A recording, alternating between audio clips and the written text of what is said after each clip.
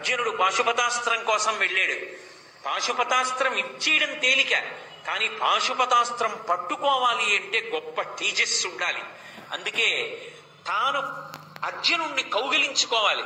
దానికి మిష పెట్టి మూకాసురుడన్న పంది మీద బాణం వేసినట్టుగా కావాలని యుద్ధం కల్పించుకొని ఒకళ్ళతో ఒకళ్ళు యుద్ధం చేసుకుంటూ మల్ల యుద్ధం చేసి గట్టిగా పట్టుకుని కింద పడేసి మీద పడేసి గుద్ది తాను గుద్దులు తిని తాను ఆఖరికి అర్జునుడి యొక్క గాంధీవ ప్రహారంతో దెబ్బతిని ఒక్కసారి ఆ అర్జునుణ్ణి అంతసేపు ఒకళ్ళతో ఒకళ్ళు కౌగిలించుకుని కింద మీద పడి గుద్దుకున్నారేమో, అటువంటి పరమని శివుని యొక్క శరీరంతో శరీరం కలిసింది కాబట్టి అర్జునుని యొక్క శరీరం వజ్రతుల్యమైపోయి అంత శక్తివంతంగా నిలబడింది కాబట్టి కురుక్షేత్రంలో గెలిచాడు.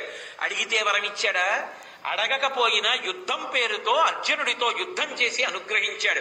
అందుకు కదూ అంతటి అర్జునుడు పొంగిపోయి శ్రీకంఠలోకేశ లోకోద్భవస్థాన సంహారహారి మురారి ప్రియా చంద్రధారి మహేంద్రాది బృందారకానంద సందోహ సంధాయి పుణ్యస్వరూప విరూపాక్ష దక్షాద్వరద్వంచ కాదేవ నీదైన తత్వంబు భావించి బుద్ధి ప్రధానంబు కర్మంబు విజ్ఞాన అధ్యాత్మ యోగంబు సర్వక్రియాకారణం వచ్చు నానా ప్రకారంబులన్ బుద్ధిమంతులు విచారించ చోడిందు భావింతు ఈశాన సర్వేశ్వర సర్వసర్వజ్ఞ సర్వాత్మక నిర్వికల్ప ప్రభావ భవానీపతి నీవు లోకత్రయీవర్తనంబుల్ మహావాయు కాదగ్ని సోమార్కతోయం బులంజేసి సంసార చక్రి క్రియాయంత్రవా హుండవైతాదిదేవాదిదేవా మహాదేవా నిత్యంబు నత్యంత యోగస్థితి నిర్మల జ్ఞాన దీప ప్రభజ్వాల విధ్వస్త నిస్సార సంసార మాయాంధకారోల్జిత క్రోధ రాగాది దోషుల్ యతీంద్రుల్ యతాత్మల్ భవత్పాద పంకేరుహద్యాన డిండీర ధారానుభూతిన్ సదా తృప్తులైరవ్యయా భవ్యసేవ్యా భవా భర్గ భట్టారకా భార్గవాగచ్చ కుక్షాది నానాముని స్తోత్ర దత్తావధాన లలాటేక్షణోగ్రగ్ని భస్మీకృతానంగ భస్మానులిప్తంగ గంగాధర